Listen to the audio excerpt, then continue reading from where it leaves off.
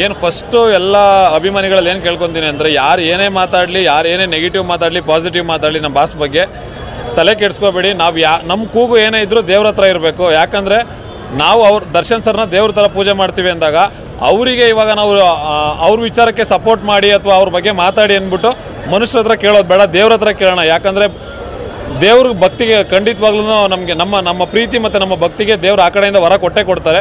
ಅವ್ರು ಆದಷ್ಟು ಬೇಗ ಹುಷಾರಾಗಿ ಆಚೆ ಬಂದು ಇದರಿಂದ ಏನು ಇವಾಗ ಕೆಲವೊಂದು ಅವ್ರ ಮೇಲೆ ಆರೋಪಗಳು ಓಡಾಡ್ತಾ ಇದೆ ಅದೆಲ್ಲ ಆದಷ್ಟು ಬೇಗ ಮುಕ್ತಾಯ ಆಗಲಿ ಅಂದ್ಬಿಟ್ಟು ದೇವ್ರ ಹತ್ರ ಕೇಳ್ಕೊಳ್ಳಿ. ಯಾರು ಎಷ್ಟೇ ರಿಯಾಕ್ಟ್ ಮಾಡಿದ್ರು ಯಾರ ಬಗ್ಗೆನೂ ತಲೆ ಕೆಡಿಸ್ಕೋಬೇಡಿ. ಮತ್ತು ಇನ್ನೊಂದು ಒಂದು ಹೇಳೋಕ್ಕೆ ಇಷ್ಟಪಡ್ತೀನಿ, ಅವ್ರು ಬೆಳೆಸ್ದವ್ರೇ ಇವತ್ತು ತಿಗ ತಿರುಗಿಸ್ಕೊಂಡು ಹೋಗ್ತಾವ್ರೆ. ದರ್ಶನ್ ಸರ್ ಹೆಗಲ ಮೇಲೆ ಕೈ ಇಟ್ಟು ಅವ್ರನ್ನ ನನ್ನ ತಮ್ಮ ಇವರು, ನನ್ನ ಜೊತೆ ಇರೋರು ಇವರು ಅಂತ ಬೆಳೆಸ್ದವ್ರೇ ಇವತ್ತು ಅನ್ನ ಇವತ್ತು ತಿಂತಟ್ಟೆಗೆ ಹುಚ್ಚ ಹೋಯ್ತವ್ರೆ. ಅಂಥದ್ರಲ್ಲಿ ಅವ್ರ ಹೆಸರನ್ನ ಬಳಸ್ಕೊಂಡು ಮಾತಾಡ್ತಿರೋರ ಬಗ್ಗೆ ನಾವು ತಲೆ ಕೆಡಿಸ್ಕೋಬಾರ್ದು. ಇವತ್ತು ನಮಗೆ ಇತ್ತೀಚೆಗೆ ಬೆಳವಣಿಗೆಗಳನ್ನ ನೋಡಿದಾಗ ಒಂದು ಅರ್ಥ ಆಗಿರೋದೇನಂತಂದರೆ, ಯಾರಾದರೂ ಒಬ್ಬ ವ್ಯಕ್ತಿ ಕರ್ನಾಟಕದಲ್ಲಿ 4 ಜನಕ್ಕೆ ಗೊತ್ತಾಗಬೇಕು ಅಂತಂದರೆ ಅಥವಾ ಯಾರೋ 4 ಜನ ಆ ವ್ಯಕ್ತಿನ ಮಾತಾಡಿಸ್ಬೇಕು ಅಂತಂದರೆ ಆ ವ್ಯಕ್ತಿ ಏನು ಮಾಡಬೇಕಾಗಿಲ್ಲ, ದರ್ಶನ್ ಅನ್ನೋ ಒಂದು ಹೆಸರು ತಗೋಬೇಕು. ಯಾಕಂದರೆ ಅವ್ರ ಕಾಲಿಗೆ ಚಪ್ಪಲ್ ಹಾಕಿದ್ರು ನ್ಯೂಸು, ಅವ್ರ ಒಳಗಡೆ ಇನ್ನರ್ ವೇರ್ ಹಾಕಿದ್ರು ನ್ಯೂಸು, ಹಾಕಿಲ್ಲ ಅಂದ್ರೆ ನ್ಯೂಸು. ಫಸ್ಟ್ ಒಂದು ಏನು ಹೇಳೋಕ್ಕೆ ಇಷ್ಟಪಡ್ತೀನಿ, ದಯವಿಟ್ಟು ನೀವೆಲ್ಲ ಏನೇ ಮಾತಾಡಿ ಸರ್, ಯಾವುದೇ ಕಾರಣಕ್ಕೂ ಎಷ್ಟೇ ಕಾಲಗಳು ಇವತ್ತು ಈ ವರ್ಷ ಮಾತ್ರ ಅಲ್ಲ, ಇನ್ನು ನಮಗೆ ಮಕ್ಕಳಾಗಿ ಅವ್ರಿಗೆ 25 ವರ್ಷ ಆದ್ರೂ ಅವ್ರಿಗೆ ಇರೋಂಥ ಭಕ್ತರು ಯಾವತ್ತೂ ಕಮ್ಮಿ ಆಗಲ್ಲ. ಯಾಕಂದರೆ ಭೂಮಿ ಮೇಲೆ ಇರೋವ್ರಿಗೂ ಹೆಸರು ಮಾಡಿರೋಂಥವ್ರು ಜನಗಳೆಲ್ಲ, ಬಟ್ ಭೂಮಂಡಲ ಇರೋವ್ರಿಗೂ ಇರೋಂಥ ಹೆಸರು ನಮ್ಮ ದರ್ಶನ್ ಸರ್ದು. ಯಾರು ಏನೇ ಮಾತಾಡಿ ಏನಾದರೂ ಮಾಡ್ಕೊಳ್ಳಿ, ತಲೆ ಕೆಡಿಸ್ಕೊಳ್ಳಲ್ಲ. ಬಟ್ ಇವತ್ತೇನು ಎಲ್ಲ ಅಭಿಮಾನಿಗಳು ಬಂದು ಪ್ರೀತಿಯಿಂದ ಮತ್ತೆ ಇವತ್ತು ನವಗ್ರಹ ಸಿನಿಮಾನ ಮತ್ತೆ ಸ್ವೀಕಾರ ಮಾಡ್ತಾವ್ರೆ. ನವಗ್ರಹ ಅನ್ನೋದು ರಿಲೀಸ್ ಆಗಿ ಇವತ್ತು ಯೂಟ್ಯೂಬಲ್ಲಿದೆ, ಟಿ ವಿಲೆಲ್ಲ ಬರ್ತಾ ಇದೆ. ಆದ್ರೂ ಅವ್ರ ಮೇಲಿರೋ ಪ್ರೀತಿ ಅಭಿಮಾನಕ್ಕೆ ಈ ಥರ ಥಿಯೇಟ್ರಿಗೆ ಜನ ಬಂದಿದ್ದಾರೆ. ಬಟ್ ನೆಕ್ಸ್ಟ್ ಡೆವಿಲ್ ಆದಷ್ಟು ಬೇಗ ಶೂಟಿಂಗ್ ಆಗಲಿ. ಆ ತಾಯಿ ಚಾಮುಂಡೇಶ್ವರಿ ಎಲ್ಲ ದೇವ್ರುಗಳು, ಕೋಟಿ ದೇವ್ರುಗಳು ನಮ್ಮ ಬಾಸ್ಗೆ ಒಳ್ಳೇದು ಮಾಡಲಿ ಅಂತ ಹೇಳಕ್ಕೆ ಇಷ್ಟಪಡ್ತೀನಿ ಸರ್. ಕೆಲವರು ಕೋಟ್ ಹಾಕೊಂಡು 4 ಜನ ನೋಡ್ತಾರೆ ಅಂದ್ಬಿಟ್ಟು ಎಷ್ಟೋ ಜನ ಮಾತಾಡ್ತಾರೆ ಬಾಸ್ ಬಗ್ಗೆ. ಅವ್ರಿಗೆ ಒಂದು ಹೇಳೋಕ್ಕೆ ಇಷ್ಟಪಡ್ತೀನಿ, ನಮ್ಮ ಬಾಸ್ಗೋಸ್ಕರ ನೀವು ಏನೇನು ಮಾತಾಡಿದ್ರು ಯಾರು ಏನು ಮಾಡೋಕ್ಕಾಗಲ್ಲ. ಅದು ಒಂದು ವ್ಯಕ್ತಿ ಅಲ್ಲ, ಅದೊಂದು ಶಕ್ತಿ. ಅವ್ರು ಮಾಡೋ ಪ್ರತಿದಿನ ದಾನ ಧರ್ಮನ ಅವ್ರ ಮನೆ ಮುಂದೆ ನಿಂತ್ಕೊಂಡು ನೋಡ್ರಿ ಗೊತ್ತಾಗುತ್ತೆ. ಅವಾಗ ಅದೊಂದು ವ್ಯಕ್ತಿ ಅಲ್ಲ, ಅದೊಂದು ಶಕ್ತಿ. ಅವರು ಪ್ರೀತಿಯಿಂದ ಎಳೆದ್ರೆ ತೇರ್ ಥರ ಬರ್ತಾರೆ, ಆದರೆ ಅದನ್ನು ತೇರನ್ನ ಎಳ್ಕೊಂಡು ಹೋಗಕ್ಕೆ ನೋಡ್ಬೇಡ್ರಿ. ಅವರಿಂದ ಅವ್ರು ಒಂದು ದಿನ ಸಿನಿಮಾ ಶೂಟಿಂಗ್ ಹೋದರೆ 250-300 ಜನ ಬದುಕ್ತಾರೆ. ಅದು ಆ ಡಿ ಬಾಸ್ ಅವರ ನಿಯತ್ತಿರೋದು. ಸರ್, ಈಗ ನವಗ್ರಹ ಸಿನಿಮಾ ರಿಲೀಸ್ ಆಗಿದೆ, ಆದರೆ ಎಷ್ಟೋ ಒಂದು ಕಡೆ ಫ್ರೀಯಾಗಿ ಟಿಕೆಟ್ ಹಂಚ್ತಾ ಇದ್ದಾರೆ ಅಂತ ಮಾತುಗಳು ಕೇಳಿ ಬರ್ತಾ ಇದೆ. ಇದ್ರ ಬಗ್ಗೆ ನೀವು ಕ್ಲಾರಿಟಿ ಸರ್, ಫ್ರೀಯಾಗಿ ಟಿಕೆಟ್ ಹಂಚ್ತಾ ಇದ್ದಾರೆ ಅಂತ ಅವ್ರ ಕಣ್ಣಿಗೆ ಏನಾದರೂ ಕಂಡ್ರೆ, ಎಕ್ಸಾಂಪಲ್ ಇವಾಗ ಬೈ ಚಾನ್ಸ್ 4 ಜನಕ್ಕೆ ಟಿಕೆಟ್ ತಗೊಳ್ಬೋದು. ಇವಾಗ ನನಗೆ ಇವ್ರ ಮೇಲೆ ಇರೋ ಹುಚ್ಚು ಅಭಿಮಾನಕ್ಕೆ ನಾನು 100 ಜನಕ್ಕೆ ಫ್ರೀಯಾಗಿ ಟಿಕೆಟ್ ನಾನು ತೆಗೆದುಬಿಟ್ಟು ಕೊಡ್ತೀನಿ. ಆ ಥರ ಹಂಚೋದೇ ಬೇರೆ, ನಮ್ಮ ಸಿನಿಮಾಗೆ ಬನ್ನಿ ಅಂತ ಹಂಚೋದೇ ಬೇರೆ ಸರ್. ರಿಲೀಸ್ಗೆ ಈ ಲೆವೆಲ್ ಕ್ರೇಜ್ ಇದೆ ಅಂದರೆ ಆ ಥರ ಹಂಚಿಸ್ಕೊಳ್ಳೋ ಅಂತ ಯೋಚನೆನೇ ಇಲ್ಲ ನಮಗೆ, ಆಯಿತಾ. ಇದೇನೋ ಇವಾಗ ನಾರ್ಮಲ್ ಆಗಿ ಇದು ಎಲ್ಲ ಒಂದು ಕಡೆ ಕೆರೆ ಅಲ್ಲ, ಇದು ಸಮುದ್ರ. ನಮ್ಮ ಸುತ್ತ ಇರೋದು ಸಮುದ್ರದಂಥ ಅಲೆಗಳು ಡಿ ಬಾಸ್ ಫ್ಯಾನ್ಸು. ಇವಾಗ ಯಾರ ಥರನೋ ಹಂಚಿಸ್ಕೋಬೇಕು ಅಥವಾ ಹಂಚಿಸ್ಬಿಟ್ಟು ಸಿನಿಮಾ ನೋಡಿ ತೋರಿಸ್ಬೇಕು ಅನ್ನೋ ಸೀನೇ ಇಲ್ಲ ಸರ್. ಹಂಗಿದ್ರೆ ಏನಕ್ಕೆ ಸರ್ ಇವತ್ತು ಇಂಡಸ್ಟ್ರಿಲಿ ನೋಡಿದ್ರಲ್ಲ ಸರ್, ಬಾಸು ಇವಾಗ ಏನು 100 ದಿನ ಅವರು ವನವಾಸದಲ್ಲಿ ಇದ್ರಲ್ಲ, 100-120 ದಿನ. ಆ 120 ದಿನದಲ್ಲಿ 4 ಸಿನಿಮಾ ರಿಲೀಸ್ ಆಗೈತೆ. ಯಾರಾದರೂ ಬೇರೆಯವ್ರು ಮಾಡ್ಬಿಟ್ಟು ತೋರಿಸ್ಲಿ ಸರ್. ಸುಮ್ಮನೆ ಯಾರೋ 4 ಜನ ಮಾತಾಡ್ತಾರೆ ತಲೆ ಕೆಡಿಸ್ಕೋಬಾರ್ದು.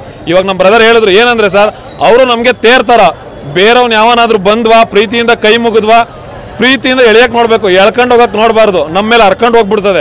ಫಸ್ಟ್ ಅದನ್ನು ಮೈಂಡಲ್ಲಿ ಇಟ್ಕೊಂಡು ಒಂದು ಏನೇ ಅವ್ರ ಬಗ್ಗೆ ಊಹಾಪೋಹಗಳು ಮಾತಾಡಬೇಕಾದ್ರೂ ನಾವು ಎಲ್ಲ ಅಭಿಮಾನಿಗಳು ಕೇಳ್ಕೊಳ್ಳೋದು ಇಷ್ಟೇ.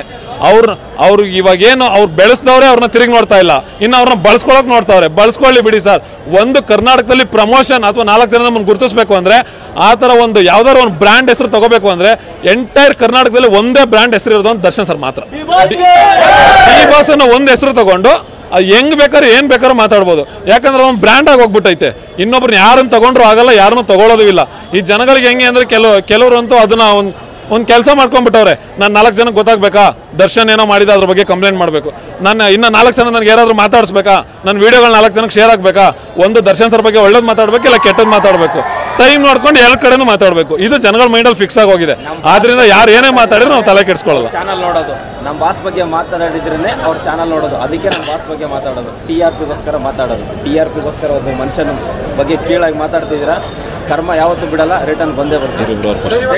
ದರ್ಶನ್ ಫ್ಯಾನ್ಸ್ಗಳು ಕೊಲೆ ಬೆದರಿಕೆ ಹಾಕ್ತಿದ್ದಾರೆ ಅಂತ ಕಂಪ್ಲೇಂಟ್ ಕೊಟ್ಟಿದ್ದಾರೆ.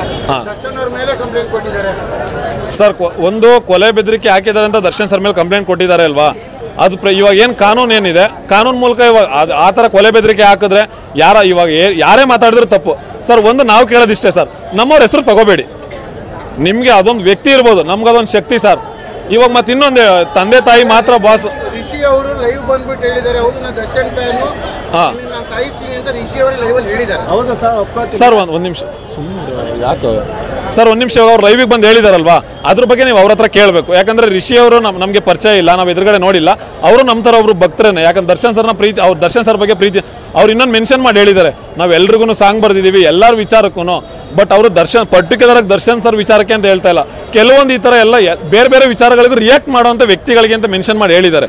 ಸೊ ಅದರಿಂದ ಇದ್ರ ಬಗ್ಗೆ ಅವ್ರು ಹಾಕಿರೋಂಥ ಏನು ಇವಾಗ ಬೆದರಿಕೆ ಹಾಕಿದ್ದಾರೆ ಅದು ಇದಂತ ಏನಿದೆ ಅದ್ರ ಬಗ್ಗೆ ಇವಾಗ ಅವ್ರ ಎದುರುಗಡೆ ಸಿಕ್ತಾಗ ಒಂದ್ಸಲ ಅವ್ರ ಹತ್ರನೇ ಕೇಳಿ ನೋಡಬೇಕು. ಯಾಕಂದ್ರೆ ಇವಾಗ ನಾವು ಅವ್ರ ಎದುರುಗಡೆ ಯಾವತ್ತೂ ಮಾತಾಡಿಲ್ಲ, ಪರಿಚಯ ಇಲ್ಲ. ಇಲ್ಲಾಂದ್ರೆ ಫೋನ್ ಮಾಡಿ ಅಟ್ಲೀಸ್ಟ್ ಯಾಕೆ ಬ್ರೋ ಹಿಂಗೆ ಹೇಳಿದ್ರಿ ಅಂತ ನಾವು ಕೇಳೋಕ್ಕೆ ನಮ್ಮ ಕಾಂಟ್ಯಾಕ್ಟೂ ಇಲ್ಲ. ಆ ಥರ ಇರೋದ್ರಿಂದ ಡೈರೆಕ್ಟಾಗಿ ಅವರೇ ಸಿಕ್ತಾಗ ಒಂದ್ಸಲ ನೀವು ಅವ್ರ ಹತ್ರ ಕೇಳ್ಬಿಟ್ಟು ಕ್ಲಾರಿಟಿ ತಗೊಂಡು ಚೆನ್ನಾಗಿರುತ್ತೆ ಸರ್. ಸರ್ ನಾನು ಹೇಳೋದು ಬಾಸ್ಗೆ ಆರೋಗ್ಯ ಸ್ವಲ್ಪ ಸುಧಾರಿಸ್ಕೋಬೇಕು. ಯಾಕಂದರೆ ಅವ್ರು ಫಸ್ಟು ರೆಸ್ಟ್ ಮಾಡಲಿ. ಸೊ ಹಂಗಾಗಿ ಅವ್ರಿಗೆ ತಾಯಿ ಚಾಮುಂಡೇಶ್ವರಿ ಅವ್ರಿಗೆ ಆರೋಗ್ಯ ಆಯಸ್ ಕೊಟ್ಟು ಕಾಪಾಡಲಿ ಅಂತ ಕೇಳ್ಕೊತೀನಿ ಸರ್. ಬಾಸ್ಗೆ ಬೇಗ ಆದಷ್ಟು ಬೇಗ ನಮ್ಮ ಬಾಸು ಹುಷಾರಾಗಿ ಬರಬೇಕು, ನಮ್ಮ ಜೊತೆ ಮೂವಿ ನೋಡಬೇಕು. ಈ ಥರ ಡೈಲಿ ಒಂದೊಂದು ಮೂವಿ ನಾವು ನೋಡಿಕೊಂಡು ನಮ್ಮ ಬಾಸ್ಗೆ ನಾವು ಸಪೋರ್ಟ್ ಮಾಡ್ತೀವಿ ಸರ್. ಇಷ್ಟಂತೂ ಹೇಳೋಕ್ಕೆ ಇಷ್ಟಪಡ್ತೀನಿ ಸರ್.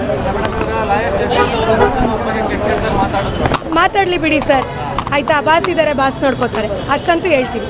ಫಸ್ಟ್ ಮುಂಚೆನೇ ಬುಕ್ ಮಾಡಿದ್ದು, ಗೊತ್ತಿತ್ತು ಮೊದಲೇ ಬಾಸ್ ಮೂವಿ ಫುಲ್ ಹೌಸ್ಫುಲ್ ಆಗುತ್ತೆ ಅಂತ. ಆದ್ರೂ 2-3 ಡೇಸ್ ಬ್ಯಾಕೇನೆ ಬುಕ್ ಮಾಡ್ಕೊಂಡು ಬಂದಿದ್ದು. ಮೂವಿ ನೋಡಿದ್ದೀವಿ, ಇನ್ನೂ 2-3 ಸತಿ ನೋಡಿದ್ದೀವಿ. ಮತ್ತೆ ಇವಾಗಲೂ ಬಂದಿದ್ದೀವಿ ನಾವು. ದರ್ಶನ್ ಅಂದರೆ ತುಂಬ ಇಷ್ಟ ಇವಳಿಗೆ. 5-10 ಇಯರ್ಸ್ ಆದಮೇಲೆ ತಿರ್ಗಾ ರಿಲೀಸ್ ಮಾಡಿದ್ರು ಇದೇ ಜೋಶಲ್ಲೇ ಹಿಂಗೆ ಬರ್ತೀವಿ ನಾವು. ಹೌದು,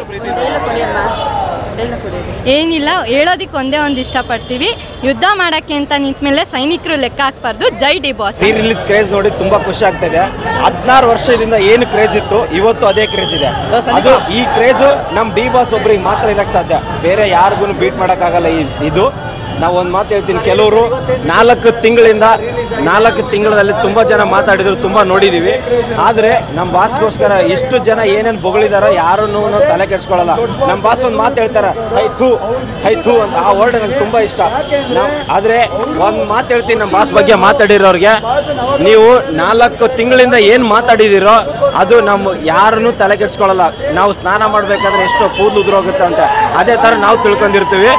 ಆದರೆ ನೀವು ಕೋಟ್ ಹಾಕೊಂಡು 4 ಜನ ನೋಡ್ತಾರೆ ಅಂದ್ಬಿಟ್ಟು ಕ್ಯಾಮ್ರಾ ಮುಂದೆ ಕೂತ್ಕೊಂಡು ಮಾತಾಡೋದಲ್ಲ. ಆದರೆ ನಮ್ಮ ಡಿ ಬಾಸ್ನ ಯಾವತ್ತೂ ಅಭಿಮಾನಿಗಳು ಅಳಿಯೋಕ್ಕಾಗಲ್ಲ, ಯಾವತ್ತೂ ಏನೂ ಮಾಡೋಕ್ಕಾಗಲ್ಲ. ನೀವು ಯಾರು ಏನೇ ಅಂದ್ರೂ ನಮ್ಮ ಬಾಸ್ ಅಭಿಮಾನಿಗಳು ನಾವು ಯಾವತ್ತೂ ಬಿಟ್ಕೊಡಲ್ಲ, ಅವ್ರ ಜೊತೆಗೆ ಇದ್ದೇ ಇರ್ತೀವಿ. ಕೆಲವ್ರು ಹೇಳಿದರು ದನ ಇದ್ದಂಗಿದ್ದಾನೆ ಅಂತ, ಅವ್ರಿಗೆ ಹೇಳ್ತಾ ಇದ್ದೀನಿ, ದನದ ಮನಸ್ಸು ರೈತರಿಗೂ ಕೇಳೋಯ್ಯ ಏನು ಅಂತ ಹೇಳ್ತದೆ. ಆ ದನದ ಮನಸ್ಸು ಪುಣ್ಯ ಕೋಟಿ ನೋಡಿ ಹೋಗಿ ಗೊತ್ತಾಗ್ತದೆ. ಆದರೆ ನೀವು ಬಾಯಿಗೆ ಬಂದಂಗೆಲ್ಲ ಮಾತಾಡಬೇಡ್ರಿ. ಆ ವ್ಯಕ್ತಿ ಅಲ್ಲ, ಅದು ಒಂದು ಶಕ್ತಿ. ಕರ್ನಾಟಕನೇ ಹೊತ್ಕೊಂಡು ತಿರುಗಾಡೋದು ತೇರು. ಆ ತೇರ್ನ ನೀವು ಪ್ರೀತಿಯಿಂದ ಎಳೆಯಕ್ಕೆ ನೋಡ್ರಿ, ಎಳ್ಕೊಂಡು ಹೋಗಕ್ಕೆ ನೋಡ್ಬೇಡ್ರಿ. ಯಾವತ್ತು ಅಭಿಮಾನಿಗಳು, ಡಿ ಬಾಸ್ ಅಭಿಮಾನಿಗಳು ಯಾವತ್ತು ಬಿಟ್ಕೊಡಲ್ಲ. ಅವ್ರು ಏನೇ ಮಾಡಿದ್ರು ನಾವು ಅವ್ರ ಜೊತೆಗೆ ನಿಂತಿರ್ತೀವಿ. ಅಂದು ಒಂದಿನ ರಾಮ ವನವಾಸಕ್ಕೆ ಹೋದಾಗ ಲಕ್ಷ್ಮಣ ಜೊತೆಗಿದ್ರು. ಆದರೆ ಇವತ್ತು ವನವಾಸದಲ್ಲಿ ನಮ್ಮ ಬಾಸ್ ಇದ್ದಾಗ ಧನ್ವೀರ್ ಅನ್ನೋ ಒಬ್ರು ನಮ್ಮ ಬಾಸ್ ಜೊತೆಗಿದ್ರು. ನಾವು ಶೋಕಿ ಮಾಡೋ ನಮ್ಮ ಹುಡುಗರನ್ನೇ ನಾವು ಬಿಟ್ಕೊಡಲ್ಲ. ನಮಗೋಸ್ಕರ ನಿಂತಿರೋ ಧನ್ವೀರ್ ಅಣ್ಣನ ನಾವು ಬಿಟ್ಕೊಡ್ತೀವ, ಶೋಕ್ದಾರ್ನ ಎಂದು ಬಿಟ್ಕೊಡಲ್ಲ.